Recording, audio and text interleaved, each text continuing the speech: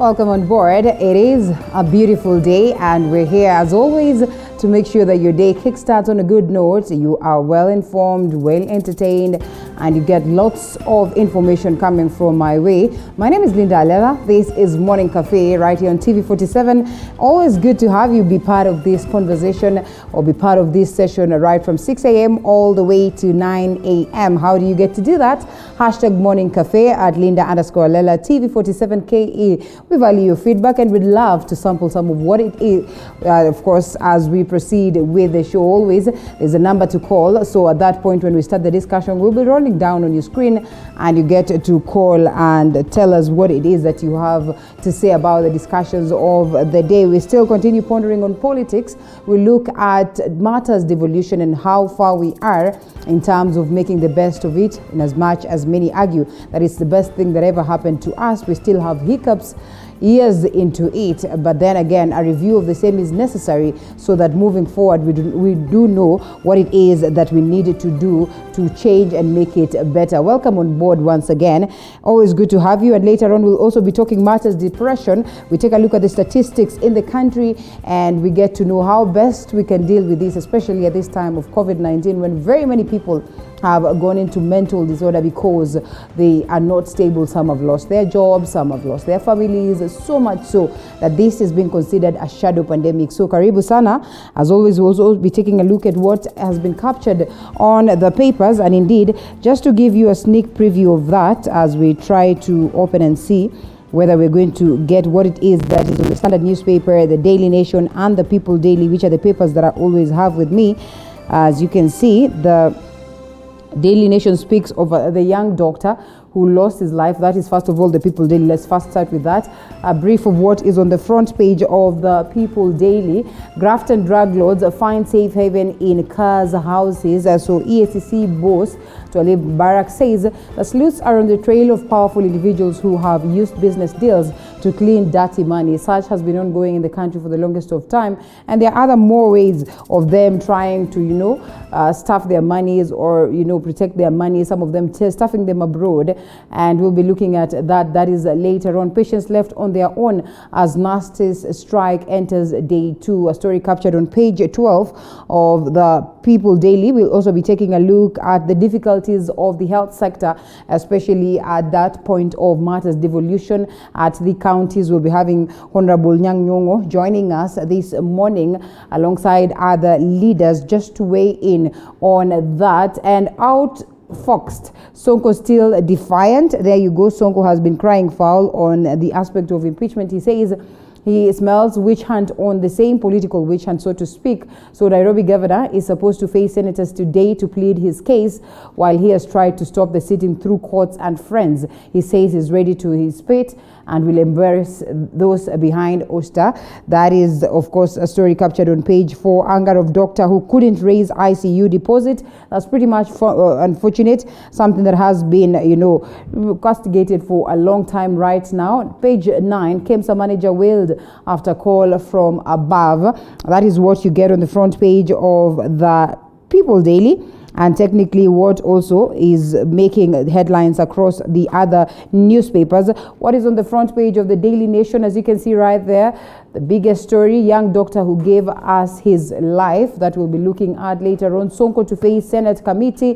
KEMSA tale of backdated letter, visit by Sakaja and Kusi Ideas Festival Kisumu hosts Africa. And of course, we'll be taking a look at that. We question Professor Nyong'o on the same in terms of the preparations. The story captured on page 6 and 7. So much so that you expect on the dailies. We try to open, yes, the Standard newspaper. 90-year-old grandma, first person globally to get a jab. And we take a look at that. That should be on the COVID-19 vaccine. Uhuru quiet on crisis as Raila's views draw fire. That is also more on matters of politics and the BBI. And what next? Moving on, woman in senator's saga can't hurt a fly. That's an interesting, twist in regards to this particular woman who was found, of course, or is being investigated after being in somewhere in Kilimani with the senator who is ICU, of course, or later landed in ICU, as many would argue that was attempted murder. So we get details of that as we proceed. A grand plan for school opening. Yes, we prepare for the schools as declared by the Ministry of Education that come January, all the students will go back to school, but just how ready are we is one of the things that we'll be asking. Kenya and the UK strike 200 billion free trade agreement. That's an interesting one also right there in regards to integration and so much. So that is what you will be expecting as we ponder some more with Honorable Ikonya. That is from Kiambu County, will be helping us take a look at the papers. But importantly, let's take a look at the diary or the day's diary. What do you expect for the day? There's so much that is happening, but we'll just give you a sneak preview of the same. And KICD, in partnership with Career Guidance, to hold a national conference on career guidance, virtual meeting of the Senate Standing Committee and various key health stakeholders to discuss averting doctors' strike.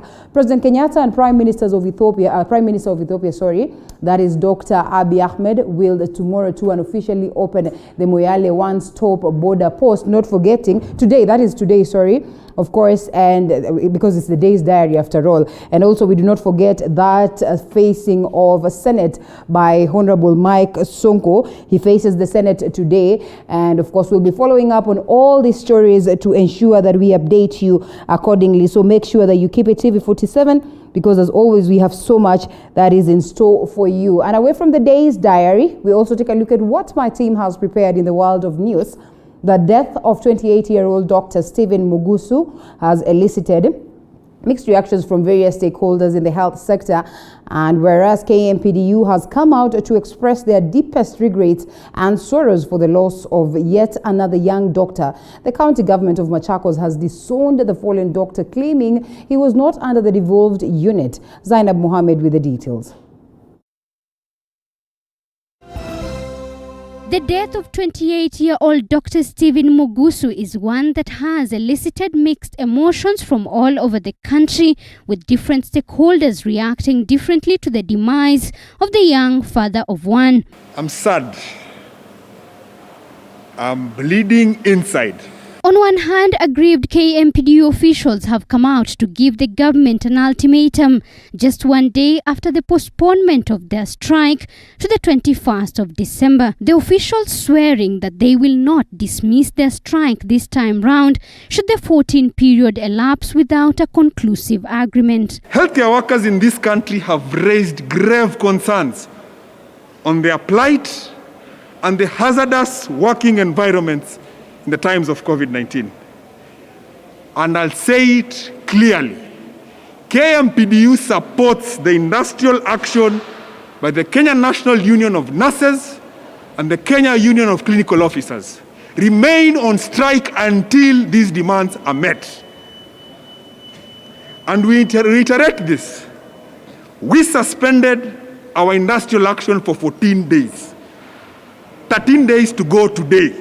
The union further claims that the deceased, who struggled to get financial aid for treatment during his last moments, died without receiving a single month's pay for 5 months. I personally have tried all attempts since Wednesday last week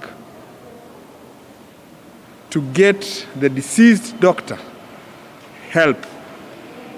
I have been in touch with that family, the wife, who also happens to be a doctor, who is out of employment since Wednesday. I was with them yesterday at Kenyatta University Teaching and Referral Hospital up until 8 p.m. They had to fundraise as a class for 200,000 deposit to the ICU. However, the Machakos County government has refuted claims that the fallen doctor was an employee of the devolved unit, saying that Mugusu was among 16 medical doctors who were seconded to the county by the Ministry of Health to aid in the war against COVID-19. This issue is being handled also by national government. So the issue of how the medical bills will be sorted, that one I cannot talk about authoritatively, but what I know is that friends, colleagues through KMA. Meanwhile, the government continues to insist that it is doing all it can to secure the lives of the health workers in the country during this COVID-19 pandemic. CIS Mwangangi even claiming that the government requires more time to address all the issues presented by the medical fraternity. We have 117 doctors hired under this program. And as we do the counts and checks and balances, we have 15 more remaining who have outstanding dues, and we are working to endeavor to ensure that their salaries and arrears are paid. Of over the 9,000 healthcare workers hired under the UHC program, approximately 8,600 of them have been paid their dues, including all their arrears for the period worked. This even as the country records a total of 521 new COVID-19 cases, 425 recoveries and 14 new deaths. Zainab Mohammed, TV47. Still on matters health, Mombasa County healthcare workers who have been on strike for the fourth week now have joined the nationwide strike. They complain that government is not providing them with the right PPEs to protect them from contracting COVID-19 while in line of duty. They also decry lack of compensation for families of colleagues who have lost their lives to the pandemic. Fatma Ngwena with the details.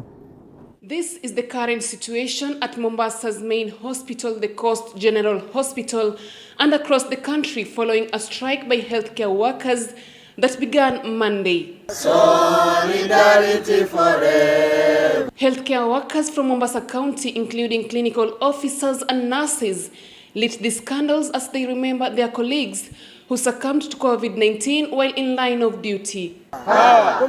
Power! Power!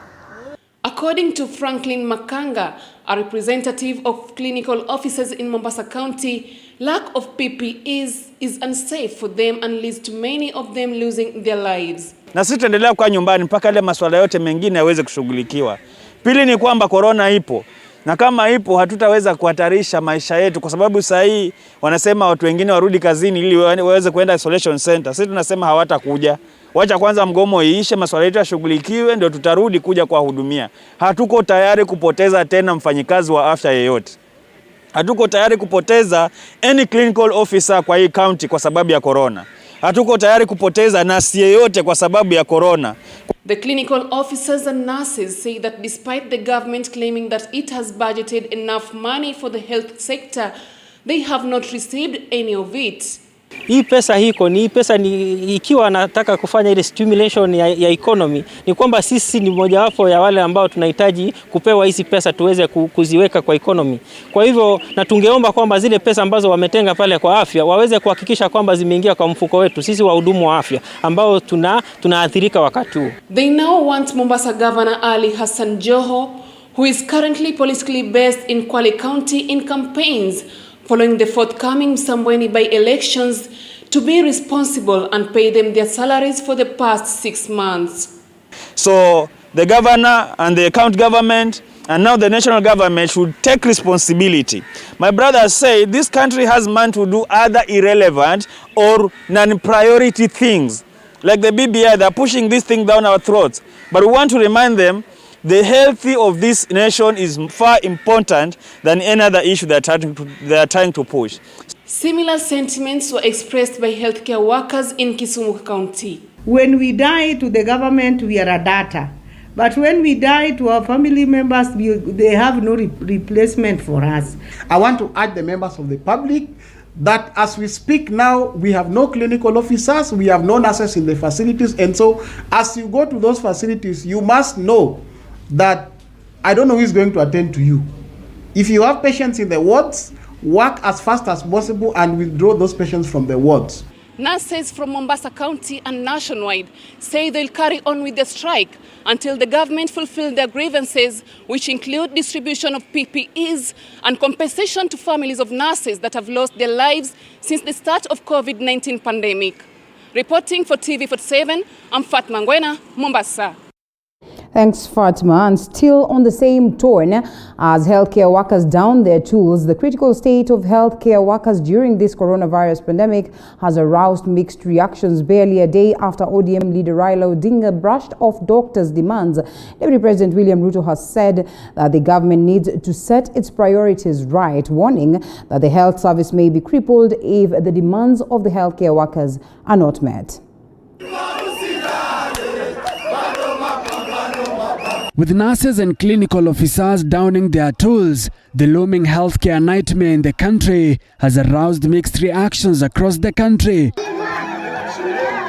Speaking during the burial ceremony of retired Lieutenant Colonel John Koech in Ainamoi constituency in Kericho County, Deputy President William Ruto has asked the government to give precedence to the healthcare workers' needs, warning that the situation may soon escalate. We are in the middle of a pandemic, a health pandemic that has also created a very serious financial crisis. To be able to deal with the financial crisis and the health pandemic, our focus should be on how to manage and deal effectively with the challenge of the health pandemic. For close to a year now, healthcare workers through their various unions have been protesting against lack of protective gear and delayed salaries. They have also been calling for the employment of additional frontline healthcare workers as well as increased risk allowances. However, ODM leader Raila Odinga has called out the doctors for abandoning duty, saying that the economy has been badly hit by the coronavirus disease. All that I want to do is to appeal to our doctors to be more understanding. We are in a crisis at the moment. People are dying. The doctors, it's not only doctors who are dying, ordinary Kenyans are also dying of this COVID. And we are also in a dire situation in as far as the economy is concerned.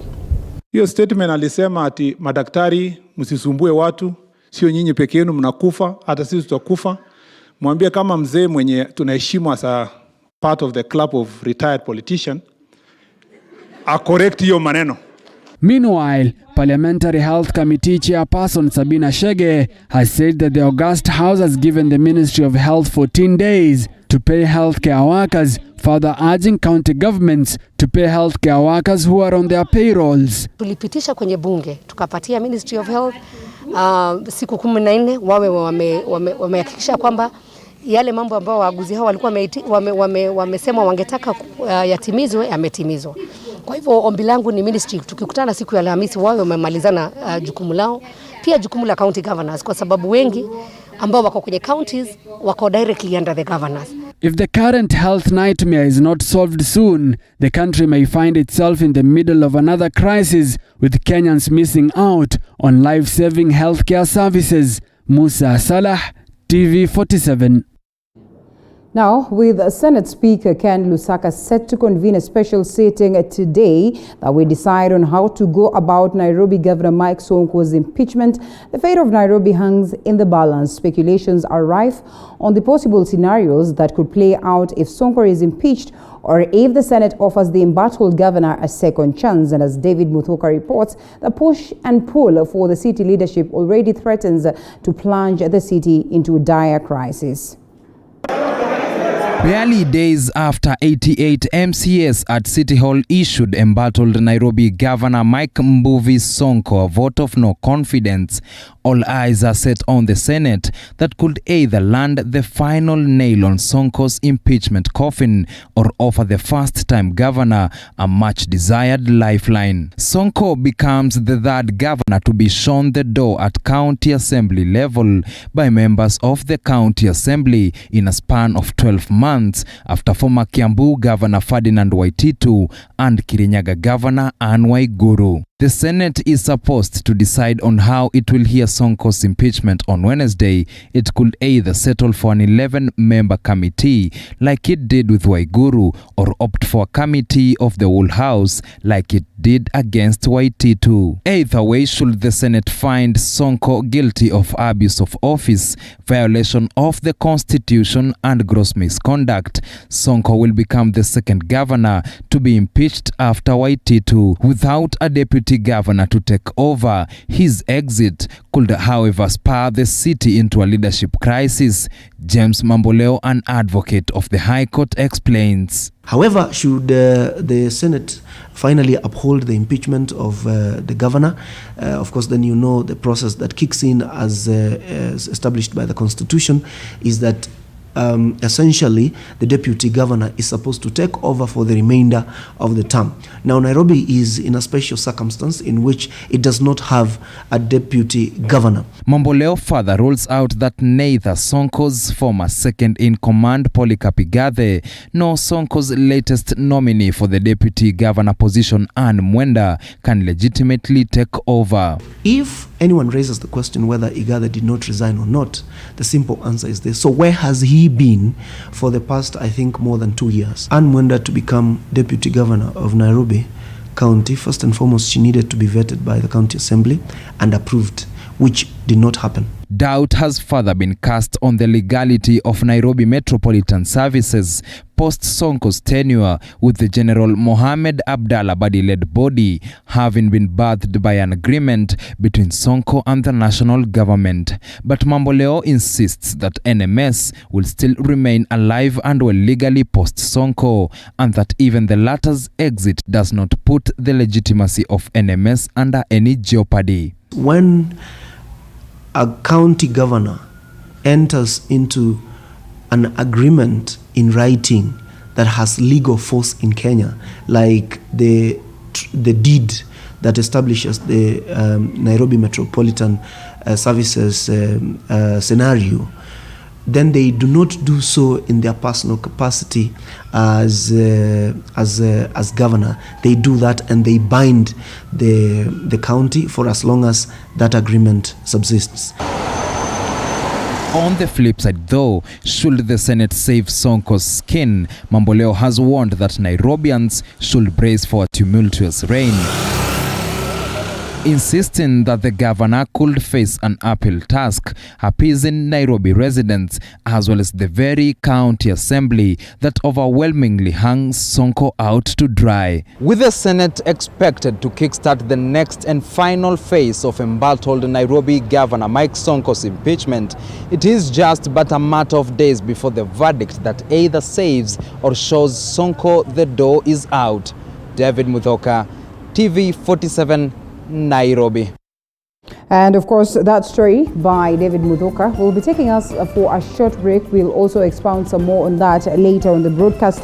It's now time that we take a look at the newspapers. I have two gentlemen in studio, Honorable Tandaza Kasim Sawa, Matuga Member of Parliament, and we also have Honorable Anthony Konya from Kiambu that will be joining us for the same after this short break. Wajuao walisema kwamba jina jema hung'aa hata gizani. Na vilevile wakasema bora ni bora iliyoboreshwa, na habari za TV47 zinazidi kuimarika kila kuchapo. Tunasanzuka na kutamba ili kuhakikisha tunaweka bayana taarifa kemkem zenye usawa na mantiki. Katika mida ya alasiri kabla ya jua kutua, kutoka County 001 na kupeperushia shina la upeo. Na inapo wadia saa 1 kamili, nachukua usukani kukufahamisha na kukupeperushia taarifa ipasavyo. Tutakueleza ni kipi kilichojiri na wahusika ni wepi. Ungana nasi kila siku ya wiki tukujuze, kwani usilolijua ni kama usiku wa giza.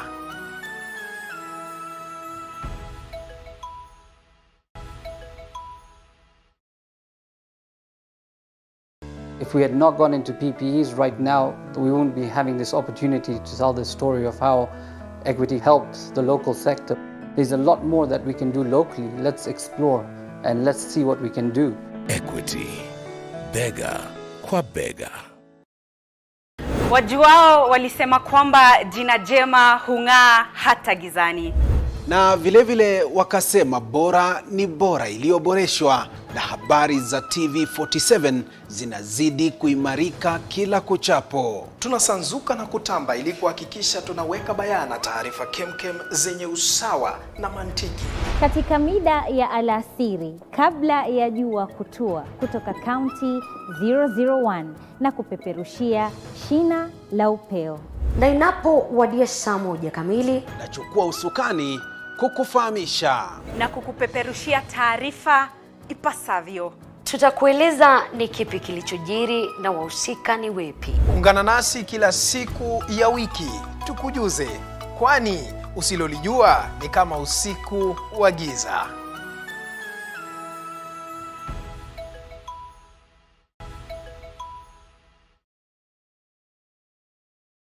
If we had not gone into PPEs right now, we wouldn't be having this opportunity to tell the story of how equity helped the local sector. There's a lot more that we can do locally. Let's explore and let's see what we can do. Equity, bega kwa bega.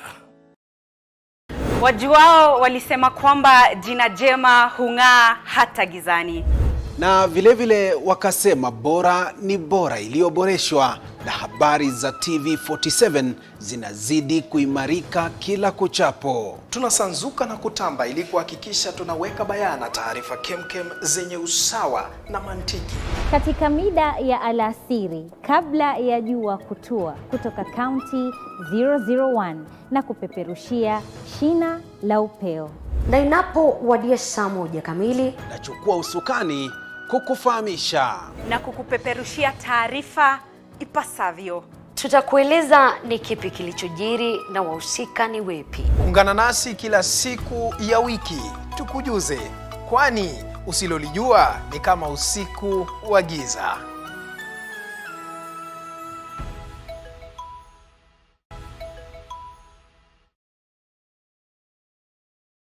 If we had not gone into PPEs right now, we wouldn't be having this opportunity to tell the story of how equity helped the local sector.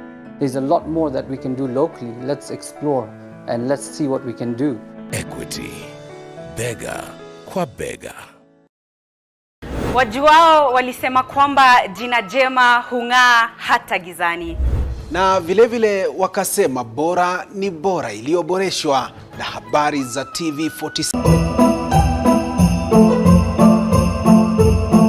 This is TV47. Happy holidays.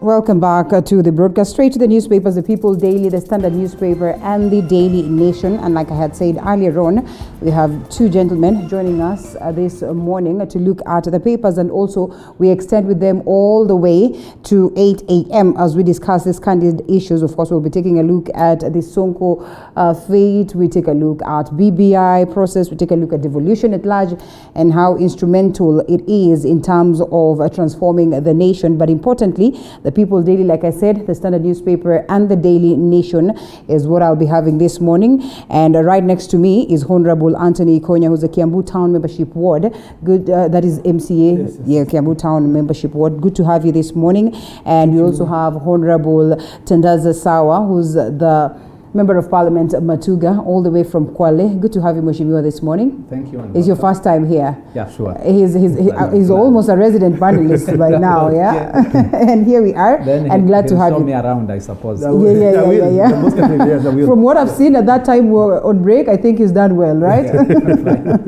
He's done well. So here we are. We first take a look at some of the stories that have been captured on the papers. So to speak, one to note is that the health sector is in trouble, and that's the reality on ground, especially at this point when we focus much on how different counties are performing in terms of ensuring that their doctors or their medics have the best environment to operate from. It looks like 3/4 of the counties have not done so well in the country, begging what it is that we see today. So patients left on their own as nurses strike enters day 2, a story that has been captured on page 12 of the People Daily. Honorable Ikonya, yes. What is the situation like in Kiambu? No, but I think we're more or less like where other counties are in. I must tell you, I have had the Honorable Sabina Chege tell governors that they need to pay up doctors and they need to sort out what is happening, the mess that is happening around the health crisis. Mm-hmm. But we need to be very honest with ourselves. We need to have a very honest conversation around these issues. We have not had an exchequer for a couple of months now. Actually, the pending exchequers in some of the counties are as many as 3. I have personally not been paid, leave alone the doctors and what have you. So basically what you're saying is, are you telling the governors to pay the doctors while the government is not even releasing money to counties? So we need to have a very honest conversation. We need to have the government now release the pending exchequers to counties and then now start castigating the counties by virtue of we have given you money, you've not paid your doctors. But as it is, we have some who have pending payments of up to 6 months. But the government is not releasing money. Our own source revenue, OSR, is not able to sustain because we have a crisis here with COVID, so we are not able to collect enough to even sustain the daily running of a county. So basically we have a crisis that we need to own up as a country, and we need to have the national government come in and release the pending exchequers to counties, so that counties are able now to buy the PPEs, counties are able to pay their doctors, they're able to look at the entire health crisis. Basically that's it. Yes. All right, ministry maintains it has paid all medics. The government has maintained that it has paid salaries of all doctors employed under the Universal Health Care program. Of course, we've been having this program amongst the big 4 pillars of, that is the big 4 agenda of President Uhuru Kenyatta. Whether of course they or not they get to see the light of day has remained a question. But to note also a story captured on this particular page, that is page 6 of the People Daily, now that we talk matters health. Anger of doctor who couldn't raise ICU bill. Colleagues and friends condemn politicians and government for failing the medic when he needed protection the most. Well, that is very sad and absurd. Yeah. And it's unfortunate that we are now talking about a doctor. It's unfortunate that you are talking about a doctor at this critical time of COVID-19. But I personally have a bill in Parliament which is not about doctors only. It's about the way civil servants are normally treated by the national government. Yeah. I've been a teacher. I'm no longer one, but I've been a teacher. And the current teacher in a secondary school, I'm talking of a teacher who is in a school like Alliance High School. Yes. He can hardly afford to pay for fees of his kid at that school where he's teaching. And it is the same scenario with even now a medical doctor, where we're having a medical doctor treating people, but he cannot afford to pay for his own medical bills in any good hospital. And it's unfortunate even to add the word good, because basically all health facilities should be good for any person, not only a doctor, not an engineer, not a lawmaker, not a mheshimiwa, any Kenyan. Any Kenyan's life matters and it deserves good medical health care. Right. But unfortunately, it has never been. Okay. I don't think it's going to be in the near future. COVID or no COVID, our health facilities have been pathetic. That is unfortunate, and of course we'll be asking you later, we'll be putting you to task to tell us what it is that is being done at the level of Parliament, because, well, you're supposed to oversight government, you're supposed to, legislate on this particular issue. And I keep complaining about this. Honorable Ikonya will tell you that, and then we ask, but I'm glad he said that he's doing something. He's brought at least there's a bill. Proposal. But what are the likelihoods that this will sail through? Because, we've seen... That's the biggest question. In fact, the problem in Parliament is not sailing through. Yeah. We do bills, they sail through. We do motions, they sail through. The problem is the executive. And unfortunately, most of the general population are yet to appreciate the roles of the legislature, the roles of the executive and the judiciary. The executive does its own things. They have their way in the current Parliament, the National Assembly, where we represent. A good example is when I think it was in everybody's eyes when it came to the VAT on fuel. Yes. I think the whole House was unanimous, irrespective of whichever side of the political divide. But what happened? The Ayers had it. Yes, they When did. nobody had Interestingly, the they and did. It was signed after 1 hour. You know, so that is the problem. Basically, That's the problem. If we narrow down to the health crisis and doctors, I was telling Mheshimiwa, the difference between now and every other time we've castigated doctors over going on strike is we've told them you swore to protect lives and you asking for money and all those things. But this time round, they have a different complaint and they've added into their list of complaints is that they are now losing lives themselves. You know, in as much as we've castigated them over allowing, going for strike, seeking for salaries, increments and whatever you, and having lives lost by when they're on strike. Right now, they're also saying we're also dying. So basically, that's why we need to hear them out. We have a health crisis. We have COVID that nobody anticipated. So we need to listen to them. We need to listen to their plights. You know, basic things, equipments like PPEs and whatever you. These are things that we need to give to doctors. We need to, because you see, a doctor is a point of contact to so many people.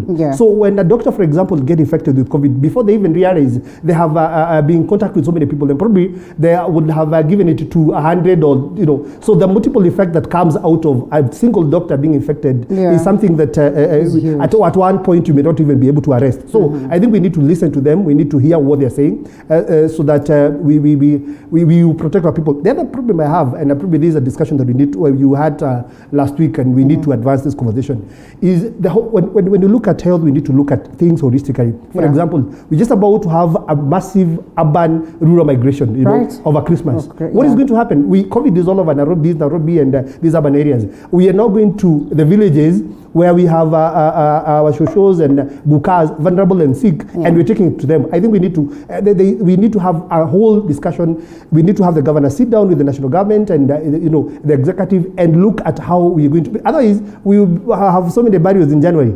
So for us to prevent that, we need to look at the issues of doctors, and we also need to look at the entire health crisis that we're facing. Okay, well, we'll be looking at that later on, and of course, we also not forget some of the proposals that are likely to play out at this point in regards to limiting the spread of COVID-19 in the country, and whether indeed they're going to be of use at any point to address the same. Another story here on Matters Graft, and drug lords find safe haven in cars and houses. EACC boss Twalib Mbarak says the sleuths are on the trail of powerful individuals who have used business deals to clean dirty money. This is not strange. This is not news. A story that has been captured on page 7. Of course, all this happening in the knowledge of the authorities, but it's been almost hard to be able to get a hold of these people. I mean, look at how hard and difficult it has been for us until then we probably get the help of the likes of the United States and all that. We also, in our very own capacity, sanitize and protect some of these lords. So really, are we even genuine with this? No, for sure. If it's a drug problem, I think in this country, cost leads in terms of drug abuse. And you are talking of hard drugs, for sure. And my position has always been the same. This one, it is the government which is encouraging it, because it has not been documented anywhere in this country that we manufacture cocaine, we manufacture heroin. You know, I'm talking about the hard drugs, you see. And that is the problem. They either come through the port with all the security in this world, including NIS, KDF, police, any security agent, including the ordinary watchman is there. They can only come through the airports. All airports are manned in Kenya, especially international, where you are having international flights with the scanners and sniffer dogs and everything. So this one, blaming the ordinary mwananchi, I think is just missing the point. The government itself, with all the security agencies, the CS Matiang'i, the no-nonsense CS Matiang'i, and the security team, surely. They should be knowing this. They know. This one they know. And how does it come? We don't manufacture it. But again, I think we need to look at how dirty money is being cleaned. I will tell you, we have people with heaps of money in their houses, and what they're doing is, if you want to buy a Range Rover, for example, that will cost you about 13 million, you see, this is money that would walk into a car dealer, cash, and pay, and then, because a car dealer deals with a lot of money, you know? Yeah. So basically, it would be very hard for banks to know that some 13 million has sneaked into the bank, which was dirty money. So what they're also doing is they are going to hardwares and paying for 1,000 bags of cement and what have you. So they're putting up houses, doing all those things unnoticed. So we basically need to have a system and probably some form of registration that would seek to know how much in terms of cash money can you pay for anything. You know, so that, you know, if we limit it to a certain amount, and I remember there was a time we wanted to limit to 1 million, and the members of parliament were all over, because I probably think they also owe some of that, that a huge chunk of them, of course not Mheshimiwa here, a huge chunk of them. A million. Yes, to me a million is too little. But what I'm saying, what I agree with him, but I will take it a little you can further. sneak in 1 million in the morning, and one in at around 11, another one at 12. So basically at the end of the day, you'll have spent about a couple of millions, 12 million, paying for cement in this hardware, paying for, and it's dirty money. These are money, my money is heaped in people's houses. So I think we need to have government wake up and really address this issue. And probably we need a registration, which Mheshimiwa, we talked of 1 million, they were all over. So I don't know whether... I don't think we need a legislation. Right, understand. What we need is enforcement. With the current laws that we have, where we have even lifestyle audits. Yes. You see, Mheshimiwa, we know your salary. Unfortunately, for the last 4 months, we've been having a conversation of lifestyle audit, Mheshimiwa. How many lifestyle audits have been conducted in the country genuinely? That's why we are saying the problem is enforcement. The laws are there. It's the problem with the enforcement. How do you all of a sudden put an estate worth 100 million and yet we know from your, you know, every Kenyan pays taxes. You have a payee number, you need the PIN number, isn't it? So if you are paying income tax of claiming sometimes 30, 20,000 or even 5, and all of a sudden you are putting estates. To put an estate, you'll need to have plans approved, you need to have a title deed in your name, you need to have all that documentation. Certainly, the security agencies can't miss that. But what do? The furthest they'll go is to say, oh, you have 100 million, maybe you give us... You can give us... sure, I think that's the problem. Otherwise, we don't need any further... We also need to... I would challenge the government also to clean, to clean its institutions. Because you look at, you know, when they get you, they share in the loot. All right, and then you go, you just walk free. Right. Because basically, I have had the outgoing Chief Justice saying we have a big problem. It's not that the court is a missing link. Yes. There's somewhere, there's a breakage somewhere, because you are not doing proper investigations, and what they're doing is they will arrest you, fine. They will put in some flimsy case and bring it before courts, and the court will just acquit you. Look at what happened yesterday. One of the business persons in Thika, you remember the yes, was acquitted by the courts. Why? Because flimsy evidence was put before courts. Right. So we keep blaming the courts while we have a weak link somewhere within, you know, and more so within the police, the DCI, and then the prosecution bit of it from the DPP and whatever, because they're sharing in the root. So basically, we need to also strengthen our institutions. We need to revisit how we do things. Otherwise, we will have these things, you know, happen every other day. We may not be able to do much. I will not even absolve the judiciary. Yes. Some time back, I cannot remember exactly the month, but there was a clear case where a certain civil servant went through the whole court process, proven that he had stolen millions of shillings, and he was fined thousands. You see, that is the court after they have agreed that this is a case which has been proven. Surely. Yes, that is as good as, you know, probably not even quarter of what he stole. Yeah, not even a third, not even a so nothing like nothing basically at all. But a magistrate or a judge will peg his ruling on the law and legislation process. So basically, we need to bring in punitive measures that will see to it that once you're caught, then what is done to you is painful enough even to other people. Yes, so that they can. Yes. Otherwise, what we have is a person who has stolen 100 million, but what the law says and what ties a judge in terms of making a judgment is saying you can only fine this person to a tune of 3 million. So if you're tied by that, what do you do? So actually, even the maximum is on. I don't think there is such a law. What happens even in judgment? Yes. They will normally give the maximum. Yeah, the maximum maybe 20 years. The maximum 100 million. Yes. So now from the maximum, it doesn't give the minimum, and that is why the recent case where somebody was compensated 1 shilling. And you see that one leaves not the discretion. You see, that is the problem. So now, what does this mean? Should we revisit first the laws? And equally, I mean, some of these investigative bodies, including the EACC, has been put to question. I mean, a couple of times you've heard people arguing that maybe we need to root out this body after all. There's really nothing much that comes out of it. So as we review this, as we look at all these discrepancies that we witness, should we revisit the laws? I mean, people have argued, why should we have bails and bonds that, get these people walking around scot-free? Why should we have anticipatory orders where you're going to bar? And I mean, should we probably twist this to a point where you're guilty until you're proven innocent? No, it wouldn't work that way. Oh, it wouldn't work that way. Because you again find we are all human beings. Sometimes there's malice, for sure. We've had cases where somebody is really arraigned in court by mistake, even by wrong identification.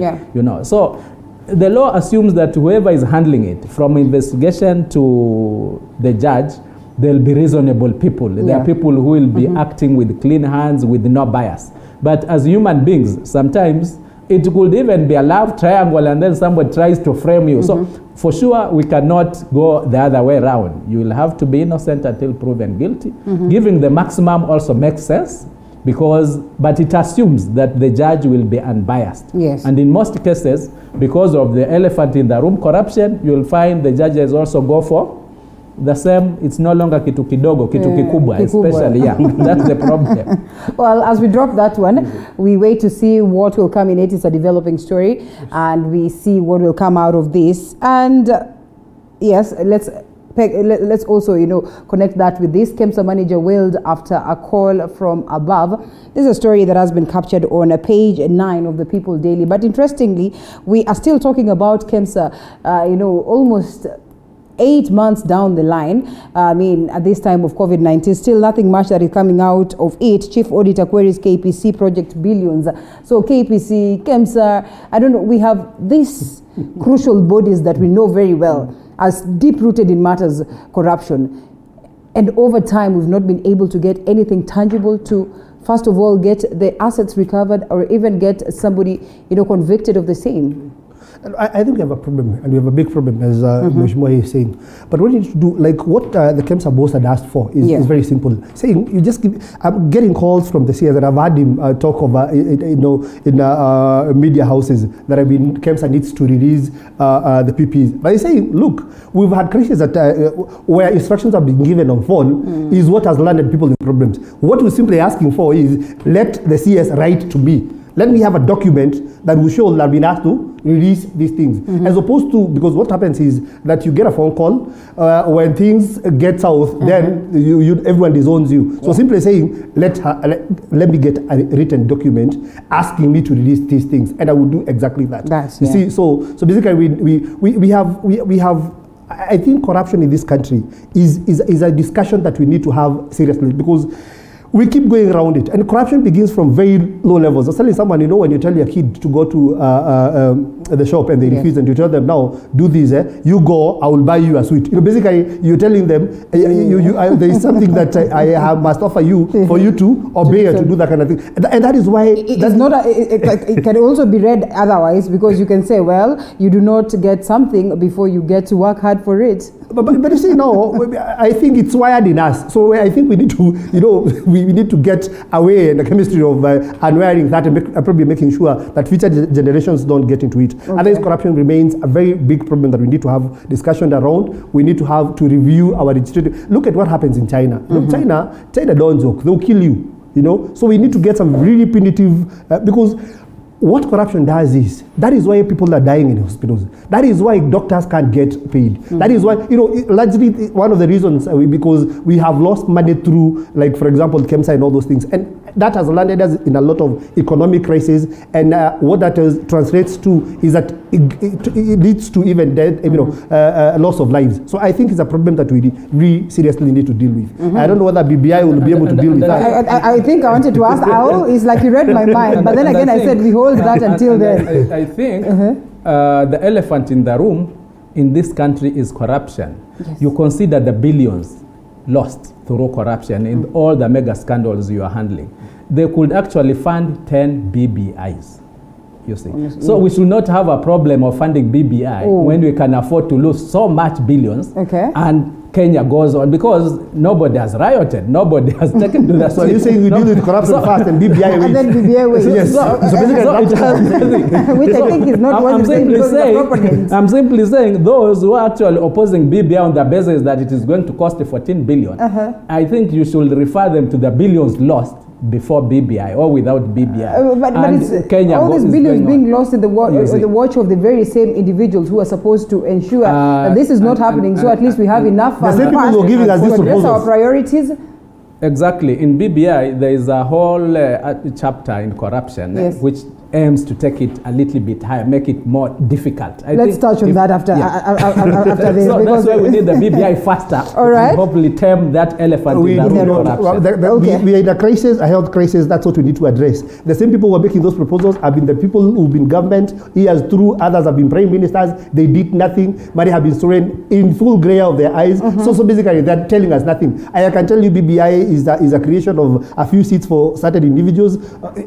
Don't take it so fast. Don't take it. Remember, you'll have two people who are in support of the BBI against you. So you better have your points proper, because then that's what we'll be looking Bring at it on. after the break. And I wanted us to touch on this story of Sonko, but I guess I won't, because we'll also be touching on it later on as we get to the discussion. But interestingly, KPLC is in trouble. But as we leave that, we need to have Senate define a way, a proper way of dealing with governors. We need to know, we need to review our roles. That's what I've been thinking. I was involved in the whole Waititu saga. Yes. And I can tell you, we need now to know whether we'll be using plenary or we'll be using the committee, so that we have a defined ways of doing things. Because other governors are feeling that at times it's unfair. You know, when you're taken to a committee, you can be able to handle a committee. But of course, you know the Kenyan way. When it's plenary, you know, some are taken to plenary so that things are hard on you. So basically, we need to have a defined a way of doing things, so that governors know this is the process. Okay, so after this, other than leaving it to the discretion of some people to decide. I think it's so simple. Governors know that once you're impeached at the county assembly, there are two ways. It proceeds to Senate. There are two ways, and I think the two ways are there for the good of the house. You know, there are different circumstances where you think the committee will handle it better and faster, and again the plenary. So it's not that the governors don't know. Even me, I'm not a governor, but I know once a governor impeached, taken to Senate, there are two ways. But you see, I'm telling you, I've been involved. I have been to that Senate, I've listened to things. I can tell you. You know, some governors would prefer to deal with a committee. Yes. Because in the Kenyan way, there is, you know, with 11 members, you can deal with them as opposed to plenary. You know, so in as much as it will go to plenary, but you see now the recommendation of the committee or the report that the committee is going to make is what will largely convince the House. So basically, it's easier to deal with a committee than the entire plenary. To deal with the entire. You will have to dig deeper. House. So I think we need to have a properly defined way of dealing with those things. All right. Well, the stories on the newspaper. I think the Daily Nation, technically all the stories that we've touched on, apart from that one, on the Kusi Ideas Festival that is going to be hosted by Kisumu. So it is Kisumu hosting Africa, and today we have Honorable Nyong'o, who's on standby actually, will be joining us, tell us, of course, the plans of the same. And also we do not forget what is on the Standard newspaper, more or less the same story again. Uhuru quiet on crisis as Raila's views draw fire. That is one aspect of BBI. We'll be looking at that as we proceed. Woman in Senator's saga can't hurt a fly. That's an interesting one. Of course, views of different people. I think we need to discuss this before we go. Because waheshimiwa pia nyinyi mnatuangushanga sana. You know, honestly, look at this story that got one of the senators not in the best of shape. You know, I mean, what to discuss or what really was culminating there is not even the point of discussion. But at this point, there is a woman who is now being investigated as to whether indeed she attempted murder on this particular senator whose life, of course, hangs in the balance. I mean, well, that is a matter before court. Yes, so we do not want to discuss. Let's not discuss that. Yes, yes, why not? Yes. But I don't want. I don't want to talk to before court. Yes. But on numerous issues we've talked. Even KEMSA is a matter before court. In as much as Mheshimiwa argues that that's a matter that will be subdued. But let me say this. Let me not talk to the senator. Let me talk to men. Yes. I would rather address these things from a man's point of view. Yes. Yeah. I mean, some of the things that we do, because it's not confined. You know, men are doing it. You know, those apartments are. It's only that it is really unfortunate that this the person now who being mentioned is a senator. But it's a man's issue. We need to look at our moral, you know, standing as men, you know. So not we don't want to narrow it down to politicians. Let's look at men and tell men that we really need to review ourselves in terms of, you have a wife, why go out there and do some silly stupid things that will land you into some problems. So we have cultures like I'm sure Mheshimiwa would have if needs another woman, then you marry, you know, in the right way, and if you want 2 or 3, then do it in the right way, as opposed to what you're doing, because that has landed men previously in serious problems. And you see now what is happening. I don't want to discuss around the issues around that, but let's address men, not the senator of Machakos. Yes. There you go, Mheshimiwa. It's an issue before court. We leave it at that, right? Let's leave it at that. Okay. I would not want to imagine what was happening. I was not in there. Neither Mheshimiwa was there. Where I come from, I'm allowed to marry more than one wife. Yes. Basically, that's the way to go. So that's we have an alternative. So it's personal. All right, gentlemen. Unfortunately, some of us come from some communities where you instigated all of us. So some of us will have to stick at home. Yes. All right, and as we stick at home, we take a short break. We come back with more on the discussion. Also, like I said, Honorable Professor Nyong'o is on standby. Will be joining us as we ponder on devolution, ponder on what will happen to Mike Sonko, the BBI, and technically the state of matters health in the country.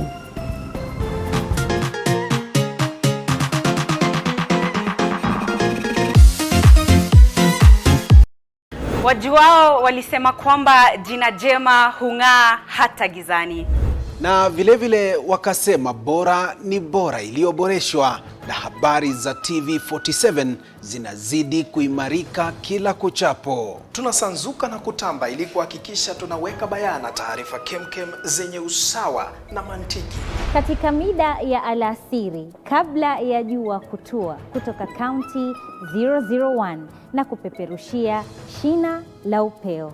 Na inapowadia saa 1 kamili, nachukua usukani kukufahamisha na kukupeperushia taarifa ipasavyo. Tutakueleza ni kipi kilichojiri na wahusika ni wepi. Ungana nasi kila siku ya wiki tukujuze, kwani usilolijua ni kama usiku wa giza.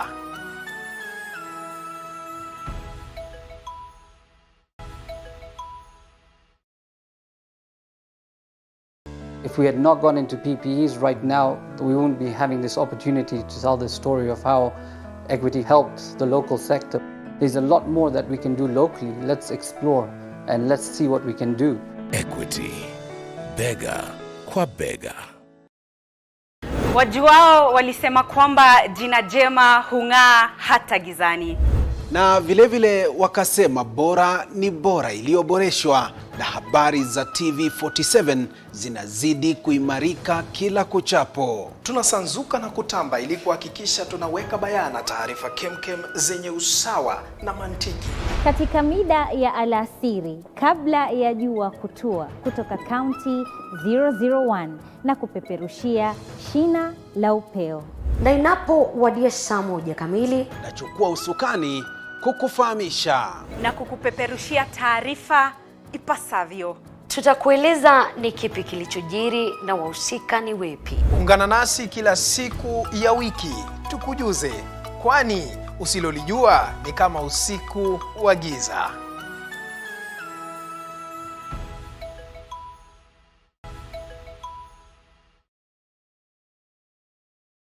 If we had not gone into PPEs right now, we wouldn't be having this opportunity to tell the story of how equity helped the local sector. There's a lot more that we can do locally. Let's explore and let's see what we can do. Equity, bega kwa bega. Wajuao walisema kwamba jina jema hung'aa hata gizani. Na vilevile wakasema bora ni bora iliyoboreshwa, na habari za TV47 zinazidi kuimarika kila kuchapo. Tunasanzuka na kutamba ili kuhakikisha tunaweka bayana taarifa kemkem zenye usawa na mantiki. Katika mida ya alasiri kabla ya jua kutua, kutoka kaunti 001 na kupeperushia shina la upeo. Na inapowadia saa 1 kamili, nachukua usukani kukufahamisha na kukupeperushia taarifa ipasavyo. Tutakueleza ni kipi kilichojiri na wahusika ni wepi. Ungana nasi kila siku ya wiki tukujuze, kwani usilolijua ni kama usiku wa giza.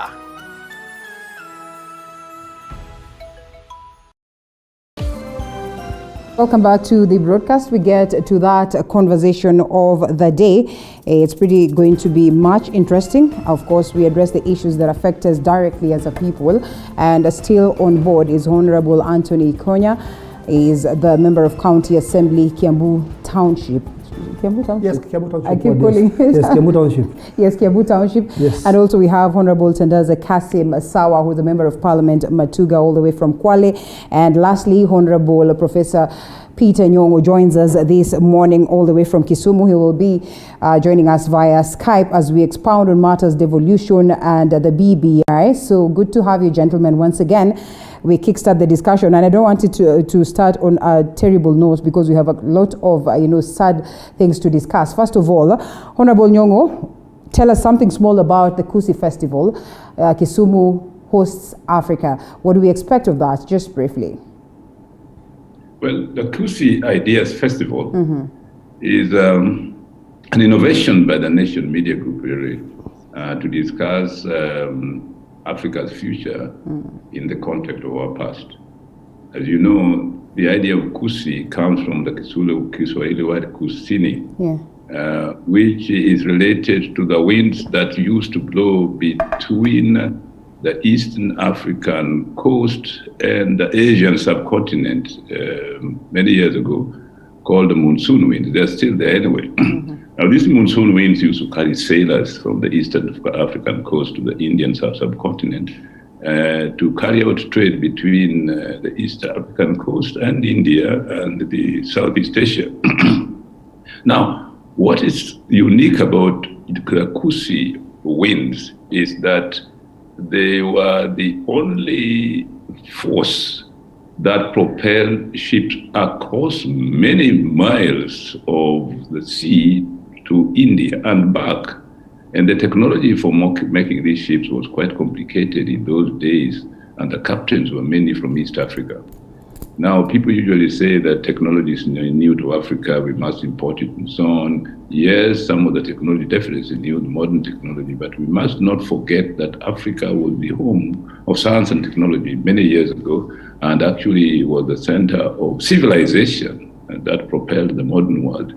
The whole idea of the Kusi Ideas Festival is kind of a renaissance of new ideas and new thinking about developing Eastern Africa in particular, particularly those countries around Lake Victoria and Africa in general. And so it is an arena for thinking creatively and for innovation and discovery to propel Africa's development in the future. And such is one thing that should be celebrated, especially, when we're talking matters devolution. I do not know whether the gentlemen would also feel the same, and I would love to hear the take on what they would make of Kisumu County at large, because when we talk about crucial counties in the country, we do not leave Kisumu aside. When we talk about Nairobi, we talk about Machakos, Mombasa, and the likes of Kiambu, we do not leave Kisumu. Generally, do you suppose that such is what should be instigated in different counties in terms of innovation and making the best of devolution? Yeah, one, I must say that I'm happy for Kisumu. I'm really happy for Kisumu that they have an opportunity to host such an event, big event. And it's good that things are happening within counties. Like today, Kiambu is hosting the World Anti-Corruption Day. Okay. It's in Kiambu. It's in Kiambu. So basically, I'm happy for Kisumu, and I think it's a good thing for devolution. When we take counties, one that will give it an economic boost. There will be a lot of economic activities happening around that event. But I think it's a good thing. I'm happy for Kisumu. Yes. For sure, the counties need to do far much better in terms of innovation and bringing in some injection of the economy in their counties. I don't think holding World Anti-Corruption Day in Kiambu is really going to make a difference even into the county in terms of reduction corruption, if that is what is meant to be. But Kisumu definitely is, you remember, not remember, Kisumu County actually borders two other countries. It borders Tanzania, it borders Uganda via the lake, and in some areas even some pieces of land. So it's a unique county that if it well positions itself in that activity and many others, it is not only going to benefit the Kenyan side, but it has the potential to actually tap resources from the neighboring countries, which of course it's a good thing for the country. Basically what I meant was that it's important, like what we're saying in national events, being taken to counties. Basically what I was simply saying is it's important that we take these events to counties as opposed to what was perceived to be the national government facilities in Nairobi where we would hold national events. I'm saying it's good to allow counties to also host some of these events. I think it's quite helpful for them. That's what basically what I meant. For sure, devolution is good, but it has also devolved corruption, and as it was, I think, as we discussed, okay, we are now not going to discuss COVID, but I'm seeing a situation where come December over the Christmas, we're also going to devolve the COVID into the that's what you started by saying, which is very unfortunate. And that brings us to the subject of the health crisis in the country. We first listened in to the grievances of medics in Kisumu County, and we loop in Honorable Nyong'o. We get to hear his sentiments on what is happening, especially at this point when the medics have really blamed the devolving of the health sector. We die to the government, we are a data. But when we die to our family members, they have no replacement for us. I want to urge the members of the public that as we speak now, we have no clinical officers, we have no nurses in the facilities. And so as you go to those facilities, you must know that I don't know who is going to attend to you. If you have patients in the wards, work as fast as possible and withdraw those patients from the ward. An ugly scenario in the country on matters health. It is not beautiful in Kisumu County. Honorable Nyong'o. Well, I think let's be fair, really.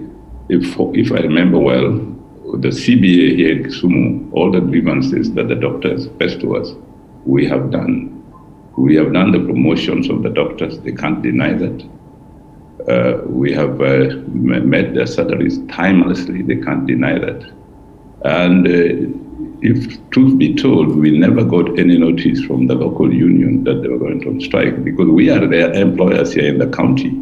In the past, they have given strike notices and we responded to them. And this time, anybody who goes on strike without we getting a strike notice, that will definitely be illegal as far as we are concerned in the country. Because all the grievances, all the issues that they've raised, we have dealt with. And if you go to Jaramogi or Odinga Teaching and Referral Hospital, you'll find there's really no issue about PPEs. We have enough PPEs in our stores, as far as we know, to last us as long as possible. And when we run out of them, we shall buy some more. So the issue of PPEs is not really an issue in the Kisumu County. So anybody who goes on strike in Kisumu County at this point in time will be individually held responsible for their behavior. You see, that's quite a good one, but equally a tight one, or so to speak, because, I mean, we have those two individuals, and this was as early or as late as yesterday, you know, coming from medics from that particular direction. And one of the key things that medics have decried about is the fact that, you know, even when they're going out there to ask for their rights, it is always, you know, tough measures that are meted upon them. And as you have heard the governor saying that, you know what, they have done what it is that needs to be done. So in the event that any of them decides otherwise, they are going to be dealt with, you know, individually, or so to speak. A good direction to take? I am not quite sure, because we need to have a conversation. We know we need to have the doctor sit down with. But I'm impressed with if what the governor is saying is true. Then I'm really impressed with what Kisumu is doing. I will tell you about Kiambu. We are really trying to make sure that we have enough PPEs and all those things. Though there are teething problems within the health sector. And I must say, I had an interview.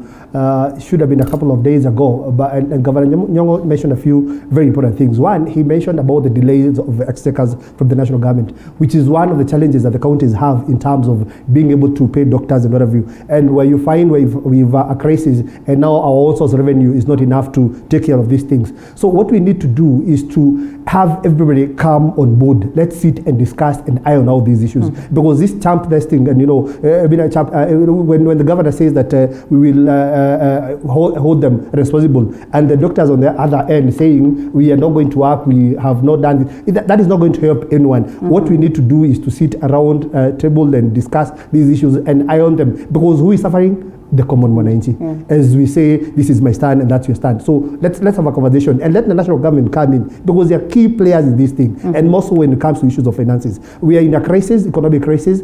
I am telling you, in Kiambu, we still haven't gotten the October exchequer or November exchequer or thereabout. We have a couple of them pending. So that is why we have not paid anybody in the county. The entire staff, including doctors and nurses, nobody has been paid. So who do we blame? Do we blame the county government of Kiambu? No, you don't. You blame bureaucracies and the national government for not releasing these exchequers. I think we need to have a wider conversation around all these issues and see where the problem really is. And lack of uniformity is one of the main reasons why doctors complain today. For instance, they say it's a whole different affair in Nairobi in comparison to a different county and all that. Maybe one of the reasons why they said probably health couldn't have been devolved in the first place, or maybe they needed to have a health commission, or so to speak. Teachers have a teachers commission. You say you were a teacher once, and really I would want to know whether indeed the Teachers Commission has been able to address the grievances of the teachers, and whether indeed it will be necessary to have a health commission, and if it would address the issues that the health or the medics face today. I tend to disagree with the medics when it comes to the plight that they are trying to raise right now, because we've had doctor strikes, we've had doctors' notices well before devolution. If that problem has arisen because of devolution, then probably I will look at it from that angle. But for as far as I know, we've always had doctors' grievances, doctor strikes well before devolution. It's a question of county to county. From my Kwale County, Kiswahili tunasema weza kumuua mgala lakini haki yake umpatie. We've not had a problem of doctors striking.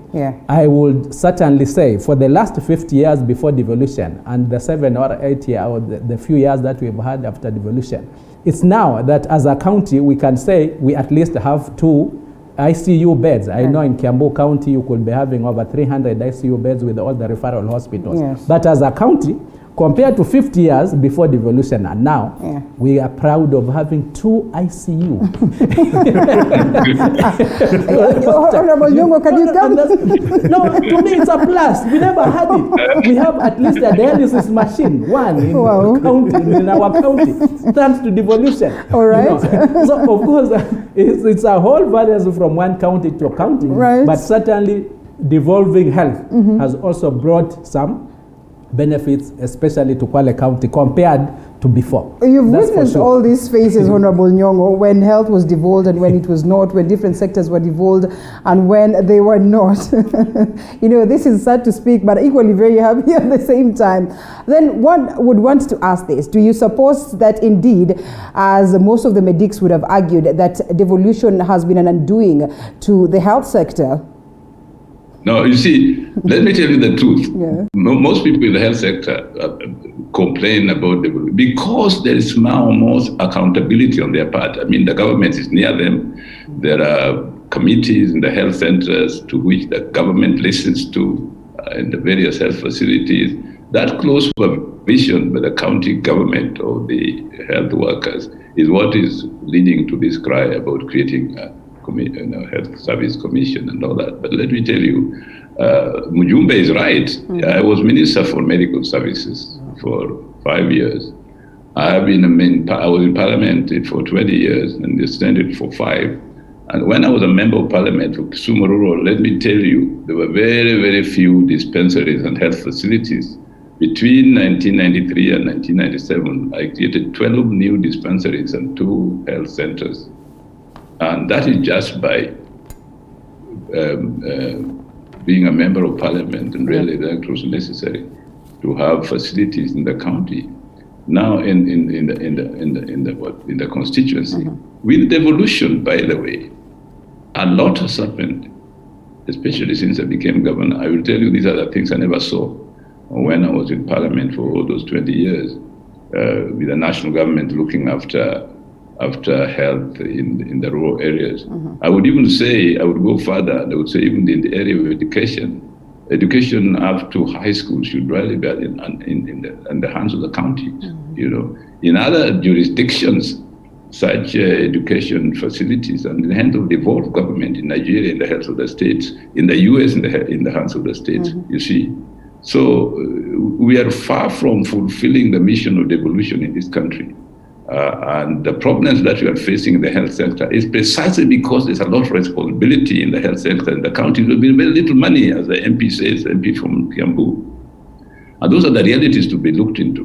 If you look at salaries, the thing we have done different in Kisumu County is to make arrangements with the banks so that we borrow money when salaries are late, because we pay for it. We pay the interest that is due. These are kind of sacrifices we have made as a county. So when doctors go on strike in Kisumu County that they have no salaries, I don't understand what they're talking about, because the rest of the county workers are working. Professor, and they are getting their. You can't have your cake and eat it at the same time. Professor, let's broaden this a little bit more and probably ask this. I mean, I think it's in the best interest that the entire country speaks in the same volume in regards to matters health, because so much has been put towards getting Kenyans to access universal healthcare, health coverage for that matter. I mean, how does it make you feel to pride in the fact that you have done so well in your own county, yet we have other counties that are not doing so well? How do we get ourselves to that point where we have, generally on matters health, uniformity, because health is crucial and it is necessary across. I mean, a healthy nation is indeed a nation that is bound to, take good trajectory. But let's not take health in isolation. Let's not romanticize health. Yeah. Health also depends on water. You see, Kenya suffers from what I call unequal development from because of history. Yeah. Unequal development because of history. These are the things that we need to do to correct. For example, when we put in the constitution something called equalization fund, the equalization fund was supposed to bridge the gap that is created by unequal development. Now, devolution has only been here for 10 years, by the way. Let's not beat ourselves unnecessarily. These 10 years have been years of experience, years of knowing what we need to do to tweak the implementation of the constitution a little bit better. But we cannot throw the baby with that water and say, because the 10 years have been difficult, because we are doing things in a new way as opposed to the past, that we forget about devolution, we forget about devolving health and so on. No, that will not help us. Let's just realize this was a good idea which needs to be implemented, and it must be implemented by correcting those things that have not gone well. For example, if it is a question of exchequer release to the counties to make sure that services are delivered in accordance with Schedule 4 of the Constitution, where functions are divided between the national government and counties, and that same constitution says that resources should follow functions. Let resources should follow functions as a matter of principle so that devolution can work. But if you go around trying to tweak health here, water there, and so on, we're not going to get it right. I know for certain that without good water system, preventive healthcare and community healthcare will not be done properly. So there are other things that affect health that must also be done, which have been put in the hands of the counties. Food production, for example. Right. Okay. Basic education, for example, ECDs. That's very important for children's health, and water. So I would say that these things are interconnected, and isolating health in a romantic way and say let's solve that, it's not going to help us. Okay. All right, well, as we drop that one on matters health, I think we're talking devolution and we couple it up with, its progress. So we say it's work in progress, 10 years into it. We still sometimes say that even at the stage of inception, you're able to see whether something is a beautiful thing and is bound to be a beautiful thing in future. So in the event that it does not go right, sometimes you put question marks and you decide whether you proceed with it or you drop it. I mean, such has informed the conversation of the BBI at this particular time, where others argue that it looks like it's a beautiful thing, we should proceed with it, but others have argued otherwise in regards to the same. As we talk matters devolution and maybe close on this aspect of health and all that, in making the best of devolution, as Professor would say, do you suppose then that the BBI is equally coming in handy to ensure that devolution is indeed strengthened? One, let me appreciate Professor Nyong'o for calling me an MP, so he could be speaking to my future. But you are in your own capacity, your own government, that is a Kiambu County. But let me say this, devolution is the best thing that has ever happened to this country. That's what I must tell you. And one thing I must confess is that there's so many things that we see today in terms of development, courtesy of devolution. Yeah. So it's a good thing. We've had equal number of challenges, which we keep improving every single day, legislatively and all those things. The only thing that government needs to do is to look at issues of bureaucracy in terms of requisition. When you requisition, the amount of time it takes. So we're improving by day, and that is why even county governments are making legislation towards enhancing devolution. For example, like in Kiambu, when you talk of the health sector, as opposed to the normal way where hospitals would get money out of what the services they offer, and then that money goes to the county exchequer. So by the time you requisition that in an event that the hospital needs to procure something, it becomes a problem. We have formed legislation that allows now hospitals to remain with the money. So basically it becomes very simple for them to procure. So as we get these teething problems, with time we do registrations that improves, service delivery. So I would say devolution is the best thing. We only need to keep improving. And as Professor Nyong'o says, the other thing we need to make sure is that money follows functions. And therefore, it is important that it's good that BBI is proposing about 35%. Mm-hmm. That does not legitimize BBI because that doesn't need BBI for in any way. But it's important that if we will have a BBI, which I do not agree that it's a priority right now, but let's look at how we would strengthen devolution by having more money follow functions. And then we also need to break down on government bureaucracies, because look at it now. We are proposing to have 35% taken to counties. We normally get 15%, right, which becomes difficult for counties to absorb every year. That's why you hear Kiambu has returned, I don't know how many, 600 million to. Why? Because the exchequer releases, you look at a government has a crafty way of releasing an exchequer on the last day of the financial year. Releases it at around 12 midday and expects you to by 5 in the evening, and there is a problem with this if it's at that point that you need to have absorbed that money. So once we look at bureaucracies and the way government, national government relates with county government in terms of exchequers, in terms of the procurement processes, we have very serious problems with the control of budget, approving some of these requisitions that we have. So once we address those small issues, I think we'll be home. All right, yes. We are talking of a country that collects, around 1.something billion, trillion, in terms of revenue and all that. And we are talking of a country that has a 3.something trillion of a budget. So we cannot even be able to sustain our very own budget. That means we run into debt and all that. Well, questions of accountability and graft, like we have talked about. Just how then can we get to strengthen devolution even more to a point where there will be collection and proper collection of revenue from that point, such that it will be devolution that will be funding the national government? Let me first pick it from what Professor Stat had actually mentioned about the issue of marginalization. In terms of marginalization, BBI is the solution. Okay. In terms of tackling marginalization, this constitution, the devolved system of government, is the silver bullet. Why? My colleague here from Kiambu, I stand to be corrected. Kiambu as a county, if I'm not mistaken, has 5 referral hospitals, isn't it? Or level 5 and above as a county. Yes. In my county, we don't have even one. Right. We got independence on the same day.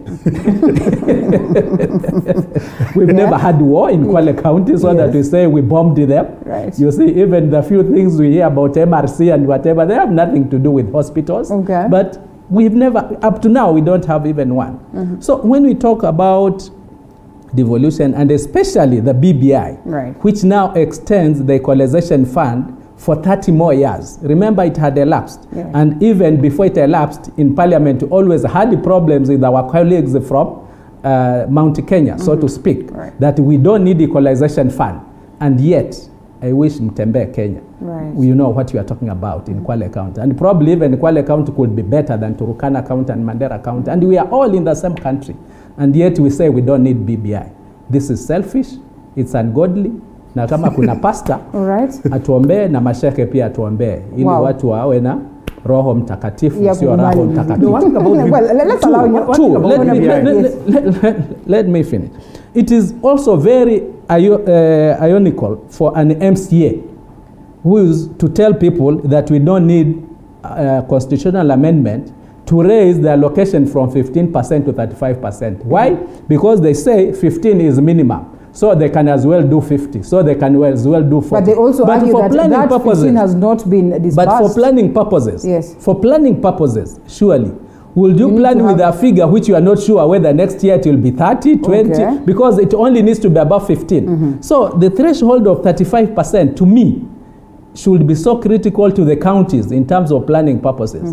Well, whether it will come on time now, that is the next step, and that now doesn't have to be a constitutional amendment. That I think is legislative. BBI comes with a raft of so many good proposals. We do not dispute that. What you're simply saying is, because we're in an economic crisis where we have very little money, and there are so many things we need to do, and also like in the health department. What you're saying is we can minimize in terms of spending by agreeing on most of the issues. Because once we're in agreement, in both, and I'm glad there are discussions that are going on. I am privy to that information, not because of the dairies or another view. I am sure there are members of parliament who are spending quite many hours trying to agree on some of these things. So we agree. Probably by Friday there could be some agreements around the contentious issues. Once we agree, then we will we will not spend much. Which are these contentious issues? Allow me to finish. I am saying there's so many. There's a raft of so many good things. And remember, which are these contentious issues? Remember, I will pick them out. Pick them out. But remember, when we started with when we went to Bomas and the document that emanated from Bomas, and we had discussions around it. We said there is a problem here. There's a problem. They agreed. And I made some of those things. We're simply saying this thing. Let's largely agree and spend less, as opposed to having a yes no campaign that is going to spend so much, and we have so many problems. You see, the problems that we are in now, the economic crisis that we are in now, this is not the first time to be in that economic crisis. And I don't think the previous one... We've never had a pandemic.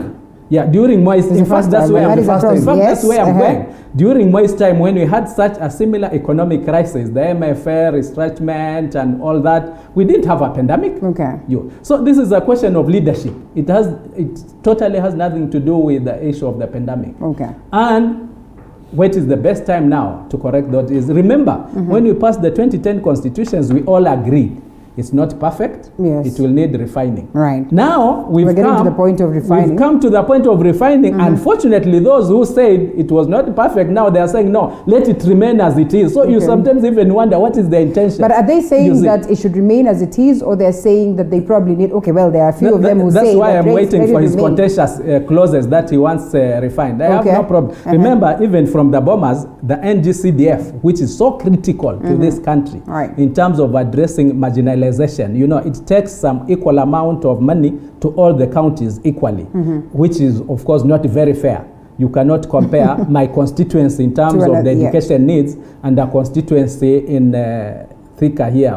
But the problem has been on the aspect of accountability. So far, so good that at least it reaches. Previously, before NGCDF, nothing would reach.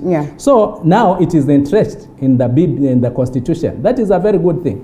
So I'm not opposed to refining it, but I'm opposed to the idea that we cannot now do the amendments because we're in a crisis, because we're in a pandemic. I don't think that, to me, really holds water. We've been suffering marginalization. We've been suffering the historical injustices in land. This BBI Article 68, if I'm not mistaken, talks about now revisiting those issues. You see, I believe maybe Mheshimiwa doesn't have such problems. Historical injustices, we've talked about TJRC. I don't think he has those problems. That is why he's saying we don't need it now. But I needed that amendment yesterday. My people are suffering. I have 6 petitions in Parliament on land issues.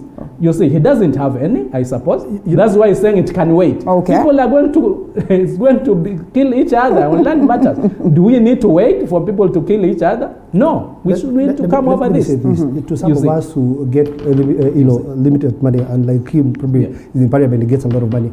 So the little that I get, I try to share out amongst the needs of my house, And there are so many, my kids will come with a raft of very good proposals of what we should do. They will say fancy things like they would want to go for holiday and what have you. But I look at priorities. I look at now, this is the amount of money I have. What do I need to do now and what can wait? We are simply saying that we have a lot of crises that we need to deal here, economic crisis.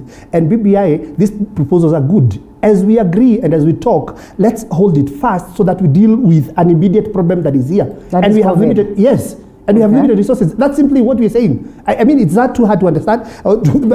But how best can we deal with COVID at this point? How much of tangible proposals have been placed towards dealing with COVID-19 that guarantee Kenyans that indeed we will come out of this crisis with great resolutions towards addressing the ramifications that would have landed us in more trouble? For example, we need to caution people, in terms of, we need to look at the mess that COVID has done. Yes. And we need to start addressing these issues. So we need to cushion our people and come up with, ways and means and resources to cushion our people. That's where the conversation should be. The conversation should be around improving our hospitals. For example, Leonard, I've been asking you here, what happened to the Big Four? Where did we leave Big Four? And I'm telling you, it's too late in the day for Uhuru he needs to pick out one issue and leave a legacy on. And I can assure you, it's not BBI. He, for example, needs to look at the... I think you will still have your time. Yeah, I still have my time, but please, let's get it right. The first pillar of any nation, of any country, is peace, isn't it? Are we going to postpone the elections in 2022? We will not. The answer is no. Right. Every Kenyan wants elections 2022. Do we need a repeat of the previous elections? The answer is again no. So with or without COVID, and I think World Health Organization has said COVID might be with us for quite a long time. Yes. Surely, what development can we do without peace? Okay. If investors know that in a year's time, in 2 years' time, there will be no peace in Kenya. With the differences that we witnessed today, do you suppose the BBI conversation will guarantee us peace anyway? Well, it will, in my opinion, because the problem... Why do you say so? Yeah, I say so because the troublemakers of this country are the people of Mount Kenya, the people of Rift Valley, and ultimately Nyanza, So me, from a very small tribe, so to speak, and I'm being very candid, 100 years to come, we'll never have a Digo president, that is for sure. But for as long as there is peace, I can eat my muhogo in Kwale, I can do my small business in Kwale. To me, that is very paramount. You will not even go to that hospital if gunshots are all over. And with the BBI crafted, handling the bigger tribes. No, let's face the elephant in the room. This is meant to handle the bigger tribes. But giving peace to the smaller tribes, then I think that is the way to go. If it's handling the bigger tribes, then probably it should be fair that... COVID or no COVID, with no peace in this country, I think we've lost everything. We already experienced... The day you guys will tell me how BBI will cure someone contesting results and not refusing, you will help me. Because we will, in as much as we do all these things, and an individual decides after the next general election that they are not going to accept the results and they are calling people to the streets. Tell me how BBI is going to address that. Because basically, to me, that has been our big problem. That an election has happened, a peaceful election. And results have been announced, but somebody just decides, I am not comfortable with these results, and let's go to the streets. How is BBI going to address that? I believe there is a rule of law. But I've already put it clearly on the table. The people bringing problems in this country are the bigger tribes, you see. The BBI, to me, though it's not meant to be put that way, it has addressed that issue of the bigger tribes. Let's be very candid. And Mheshimiwa, you know that. It needs to address that to the latter. Because we are saying definitely the next president will be from a bigger tribe, so he'll have gotten a seat. The main opposition the next will be from another bigger tribe. Why should it be an issue of tribe? Yeah, that's the elephant in the room, and we have to accept that we are tribalistic. Where the tribes come from, they have had more years to clinch to presidency. Why would you reduce yourself to the... Look at such a good material, for example. Look at Mheshimiwa here. But that's not even confident. He can run for any seat. Yes. Will you vote for me? Of course I will. Of course I will. You have to be pragmatic as leaders. The moment as leaders will appreciate and talk the truth. Yes. And walk the talk. We are tribalistic. That is for sure. Let's start from there. We are tribalistic. Definitely our neighbors in Tanzania are far much better. Let's appreciate, you see. So the problem, and I think we need to resign to our fate at some point. But all said and done, peace is number one. Yeah, security is number one. Peace is number one, you see. We've had it all together. The Mount Kenya region, they need a spokesperson, they need this. What is, you discuss this thing. The next government, Uhuru leaves, what is our take, who will take off. That is tribalism, and they say it in the openly, and they are very happy to do it. Me, as a Digo, I don't have such... Mheshimiwa, it breaks our hearts to even hear you say that. But now, what can we do? I mean, why don't we craft documents that are going to root out tribalism in totality? I think, my roadmap let's start with handling the bigger tribes in the BBI first, Okay. so that in the next general election there is no war, there will be peace. Now, maybe 1 or 2 elections, we can now, we'll be revisiting. The BBI have said the constitution is not cast in stone, all Right. constitution are revised, so that in the next amendment, we cannot do everything at the same time. And that is why in summary I'll say at no one point will 50 million above Kenyans agree, all of them I asked united, Mheshimiwa a will question always go that he for the needs to general. address. And then now we go I step asked by you a step. question in as far as, Yeah. from where I sit, I've had experience with elections. I've seen a couple of times, and the very reason why we fight is because after an election, someone just decides someone has stolen from me, and instead of addressing issues in the right way, they just go to the streets. Okay. And How that are is we what- going? Hold it right there, Mheshimiwa.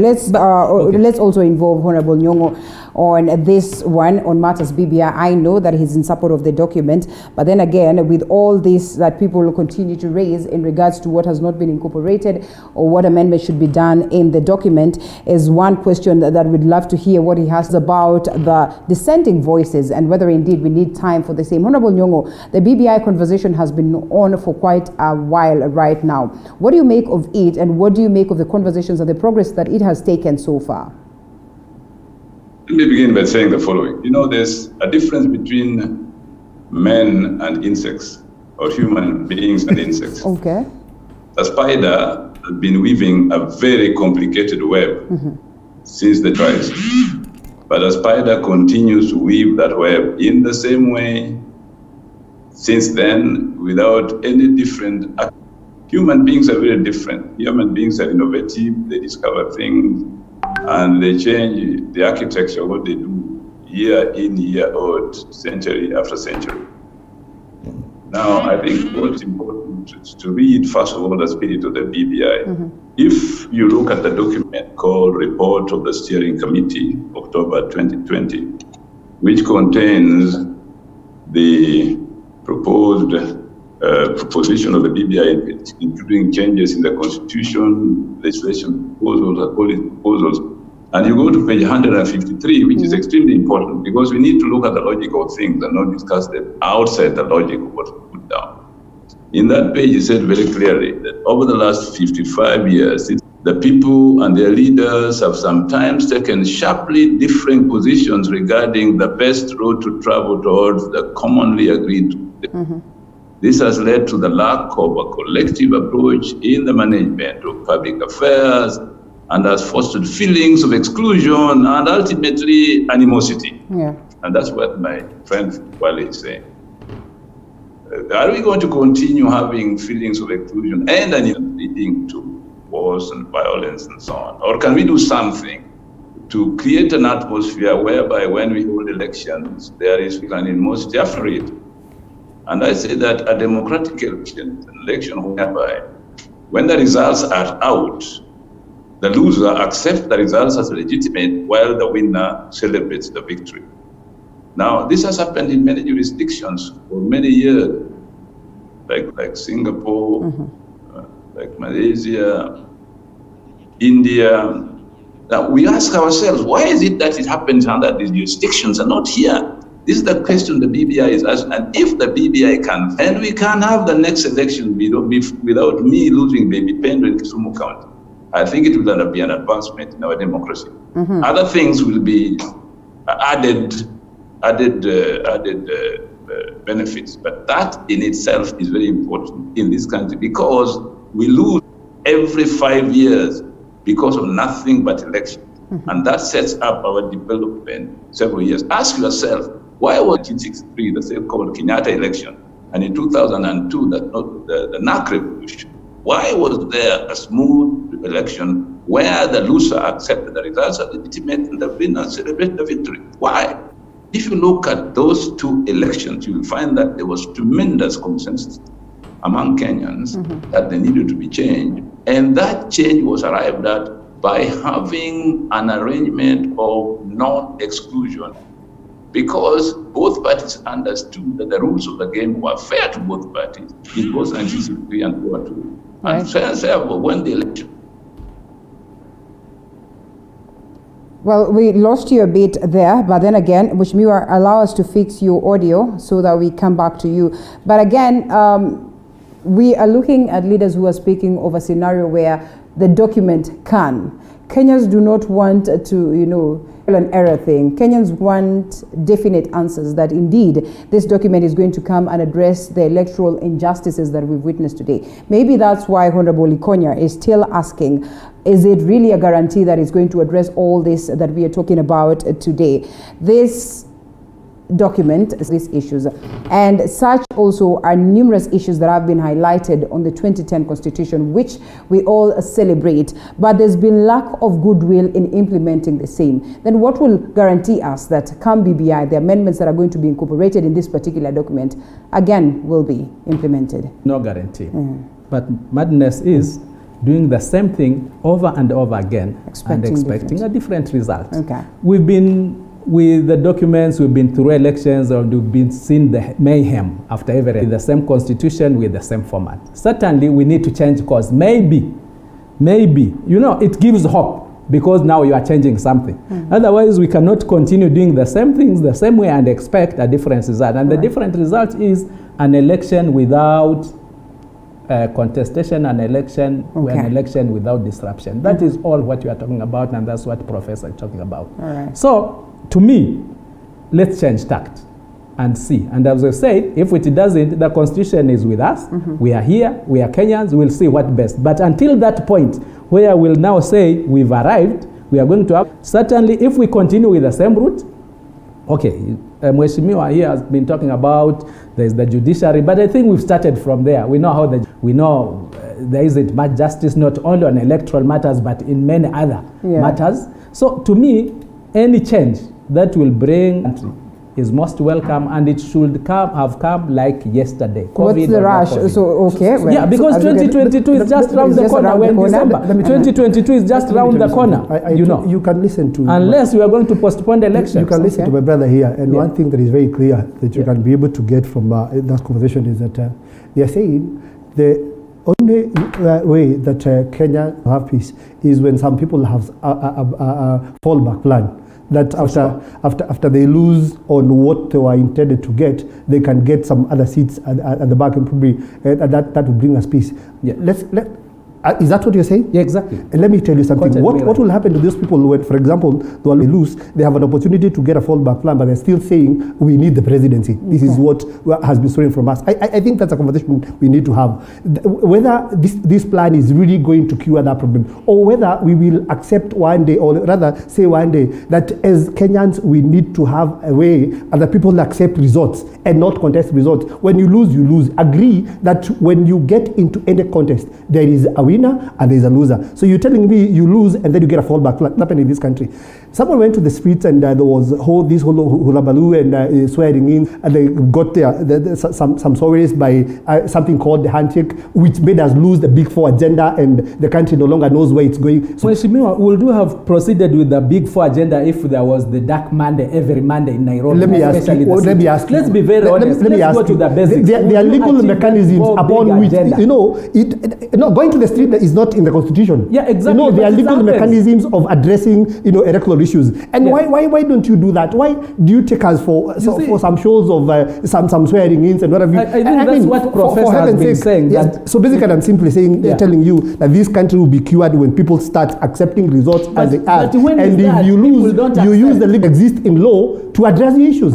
Yes, which is what Mheshimiwa started by saying, that sometimes we have these laws on the board, but we do not. For example, in the next general election, after we do election, all these seats occupied by people, we have the Prime Minister and what have you. And then someone out of the blue decides, I had also run for presidency, and I got, for example, 200,000 votes. So I am not taking it, and I'm calling my people to the streets. Which is possible. Hold it right there, Mheshimiwa. Which is possible. Let's have the last statement. Yes, let's have the last statement. Let's be very realistic. We know the people who can call people on the streets from Kwale. You can't manage. Why? No, why? We know. Why are you demeaning your people? No, I'm not demeaning. We know the people who can call. Honorable Nyong'o, you can listen And to what since it the is that handshake, the there have gentlemen are been no, talking about. riots. Yeah, let's allow him The answer to know his yeah. sentiments also because of the best interest of, the network issues that could be here. And Nyong'o, we would love to hear your last take on this particular one, and also what is likely to play out in, Governor Mike Sonko's impeachment proceedings. This is something that we're all learning from, especially on the aspect of leadership at the level of the counties. Of course, process on matters devolution. You're a governor, and the process that have been ongoing, not just for Sonko but other, governors. What you have to say and what you suppose would be the best processes for such discussion here, and should have very good evidence for what we said regarding Governor Sonko. Well, look. Before the Senate, yes. As a member of the Council of Governors, I respect the Senate's role in settling this issue, and I would not like to comment about it at that point in time.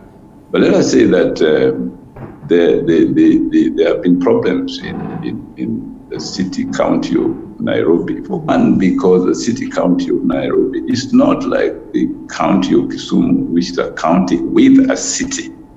The city county of Nairobi means a much more difficult problem in managing people and resources. Nairobi handles about 58% of the country's GDP. That's not something simple to deal with. And in terms of social infrastructure, it is very complicated because some of the problems in Nairobi date back in terms of segregation of the use of urban space.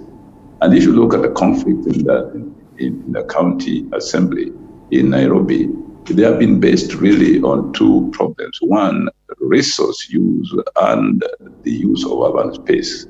Because when you live in a city which is disaggregated, but not properly integrated, you'll find that what goes on in City Hall is not known to people who live in Runda or in Kilimani and so on. It's mainly people who live in the informal areas and in the highly populated areas who send most of the MCAs in the city to see the problems of the city, the city county, in terms of the problems of where they live, in terms of the problem of their own people. In the meantime, you will not be looking after other issues which affect the rest of the city. And you create a dichotomy in the politics of the city, which, the Sonko's problems, handling this is not easy. It was not easy for Kidero either. Right. So I think that Nairobi cannot really be treated as any other county in Kenya, to tell you the truth. Because when I look at Nairobi, yes, I have a city here, but my problem is much easier to deal with than Nairobi, to get quite honest. So I think that the assembly has run into headwinds, the governor has run into headwinds, in problems that really are structural in game, which really are not that simple. So I hope that the Senate look at these issues, make very wise decision regarding what happened in the city county of Nairobi. All right, so the city's fate hangs in the balance because the leadership is, some crucial, and we have to have a discussion. We do not have a deputy as it stands, and whichever direction the Senate would take will have implications on how we move forward or we forge forward as a city. What do you make of these proceedings, and equally as you respond to Honorable Nyong'o? I must say, when we talk of Nairobi, I wish there would be a different way of, although there is registration and there is what it provides, I wish there was a different way of doing it. I wish a person would bring everyone to the table and have a discussion, because we are about an year into an election. So if you plunge Nairobi, for example, back into a gubernatorial in the middle of a crisis, and you see, it's really not healthy. So I think there is what you call evidence, forms of evidence. But I think I would wish that the senators would find it, would look at Nairobi first, would look at the plight of Nairobi, and because Nairobi, we're saying, is unique by virtue of there is no deputy. So we are saying we will have the speaker sitting for 60 days in the event that they uphold that decision, and then there will be an election. That is not really healthy for this country. So I would wish there is a person who would speak sense into Sonko, because again, you cannot keep bringing in standoff in terms of signing crucial documents like the appropriations bill and whatever you. I would wish everyone would talk sense, but what I would add, Senate, I am not speaking for Sonko, but I would wish they vindicate him and allow Nairobi to move. Then I would wish that some sense gets into Sonko and know that this is a capital city, everyone is looking at it to move. So I wish there was a way we would talk into, everybody would come on board and talk and agree on how to move forward. Otherwise, getting into an election in Nairobi at this point in time, I don't think it's the healthiest thing to do. Yes. Nyong'o had some questions for you. Briefly, you can respond to him. He can actually answer that question. You know, in Kiswahili, are you saying I'm incapacitated to do that? You are not incapacitated. Would you probably be saying that? No. I say that. But you know, in politics, we have something called ushabiki. I don't know whether you guys understand some bit of Kiswahili. We do. Ushabiki is like, it started in football, where somebody supports a team and is so passionate about that team. Imefunga, yeye bado timu yake ni hiyo, without really a specific reason.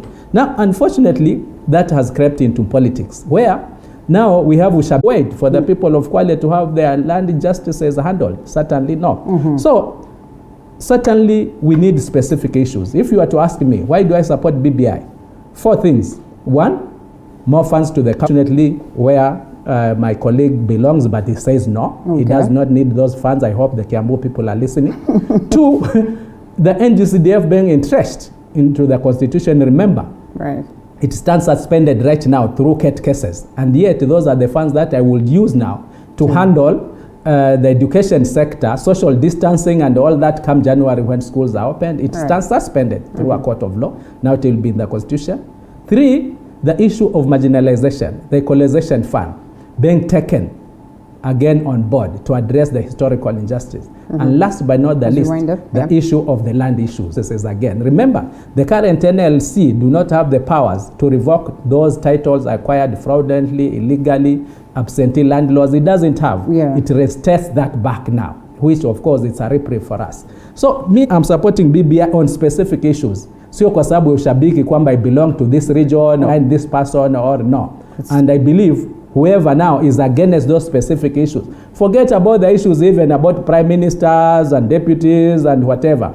They bring peace, as I've said. That's what we go for. All right, the discussion of BBI. We deal with specific issues in the BBI. Sadly, time is not ours. Oh no, but the BBI conversation continues. Yes. I don't know why you don't want to say anything in 30 seconds about Sonko and what you expect of today's, proceedings. Anything in 30 seconds? In 30 seconds, I will. It is the right of the Nairobi people to elect the governor that they want, and that's why they elected Sonko in a democratic election. It was not contested generally. There was no tear gas about the gubernatorial election. It is also the right of the MCAs of Nairobi County to use their court to impeach a governor. It is within their right. It is also within the right of the Senate to look at those matters. I don't sit in the Senate. Of course, I'm a member, but I hope they'll also give their verdict objectively, not because of what we sometimes hear that some things pass under the time is not on our side.